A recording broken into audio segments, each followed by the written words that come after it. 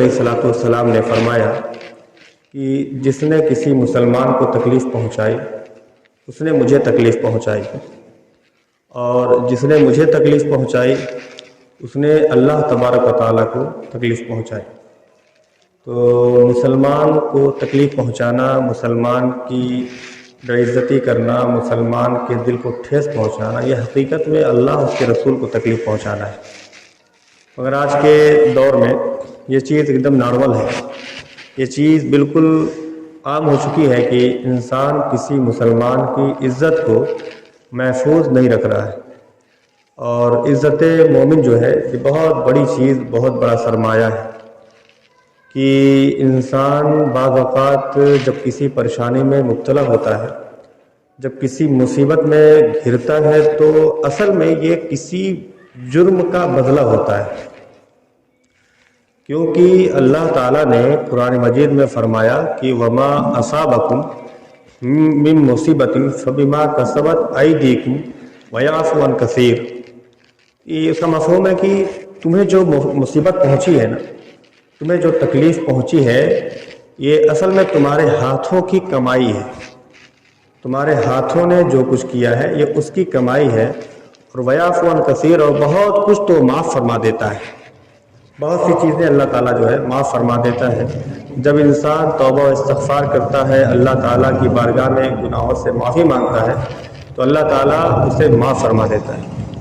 मगर जब इंसान अपने गुनाहों पर जरी होता है और गुनाह करने के बाद भी उसे एहसास नेदामत नहीं होता, तब जा कर के मामलात ऐसे बिगड़ते हैं कि फिर वो ज़िंदगी के हिस्से कुछ परेशानियों के साथ, कुछ मुसीबतों के साथ उसके गुजरते जाते हैं। मगर वो इसी तरह से डिप्रेशन और इसी तरह से परेशानियों में घिरा होता है और उसे अपनी परेशानियों का हल भी नहीं मिल पाता, क्योंकि वो अपनी गलती का एहसास नहीं कर रहा होता है। आज के इस पुरसतन माहौल में डिप्रेशन जैसी बीमारी से कौन परेशान नहीं है। डिप्रेशन जो है आज के दौर में इंसान को खाया जा रहा है। हर आदमी कुछ न कुछ टेंशन में है, हर आदमी कुछ न कुछ परेशानी में घिरा हुआ है। सोच और फिक्र उसकी जो है बहुत अजीब व गरीब हुआ करती है, और जब उससे आप कभी खैरियत पूछ लें तो वो खैरियत भी बताने के लायक नहीं होता है। क्योंकि ये बहुत ख़तरनाक चीज़ है कि आप किसी मुसलमान की इज़्ज़त के साथ खेल रहे हैं, किसी मुसलमान को आप तकलीफ़ पहुंचा रहे हैं। ये बहुत ख़तरनाक चीज़ है। और जब आप किसी की इज़्ज़त को महफूज नहीं रखेंगे तो फिर आपकी भी इज़्ज़त महफूज नहीं रह पाएगी। क्योंकि एक हदीस शरीफ का मफ़हूम है कि जो शख्स किसी मुसलमान की कहीं इज़्ज़त घटाई जा रही हो, कहीं किसी मुसलमान की इज़्ज़त घटाई जा रही हो, यानी उसकी बेइज्जती की जा रही हो, और ये शख्स उसकी हाँ में हाँ मिलाए, यानी किसी की ग़ीबत ही की जा रही हो, किसी के बारे में अनाप शनाप बका जा रहा हो, और वहाँ आप बैठे हो, चूँकि आपसे मुताल्लिक कोई गुफ्तगू नहीं है, वहाँ पे आपके मुताल्लिक आपसे सवाल जवाब भी नहीं है, मगर आप सामने वाले को खुश करने के लिए उसकी हाँ में हाँ मिलाए जा रहे हैं। तो ऐसों के मुताल्लिक है कि जब आप किसी मुसलमान की इज़्ज़त को महफूज नहीं रख रहे हैं तो अल्लाह ताला भी आपको ऐसी जगह ज़लील करेगा जहां आप इज़्ज़त के तलबगार हो। जहां पे आप इज़्ज़त के तलबगार हो, अल्लाह ताला ऐसे मकाम पर आपको ज़लील कर देगा। और एक वो मुसलमान जो किसी मुसलमान की बेइज्जती कहीं की जा रही हो, और एक मुसलमान खड़ा होकर के उसकी इज़्ज़त बचाने के खातिर उस चीज़ पर पर्दा डाल रहा हो, उस चीज़ पर अपनी तरफ से उसकी सफाई पेश कर रहा हो कि नहीं, वो तो इंसान, वो तो मोमिन है, परहेजगार है, बंदा है, अल्लाह का नेक बंदा है, वो ऐसा नहीं है। तो अल्लाह ताला जो है इस शख्स को, जिसने किसी मुसलमान की इज़्ज़त के बचाने के खातिर कोशिश की है, अल्लाह ताला इस शख्स को वहाँ पर उसकी इज़्ज़त को बचाएगा जहाँ इसको ज़लील किया जा रहा है। यानी जहां पर लोग इसे बेइज्जत करने की कोशिश में हो, वहां अल्लाह ताला इसकी इज्जत की हिफाजत फरमाए।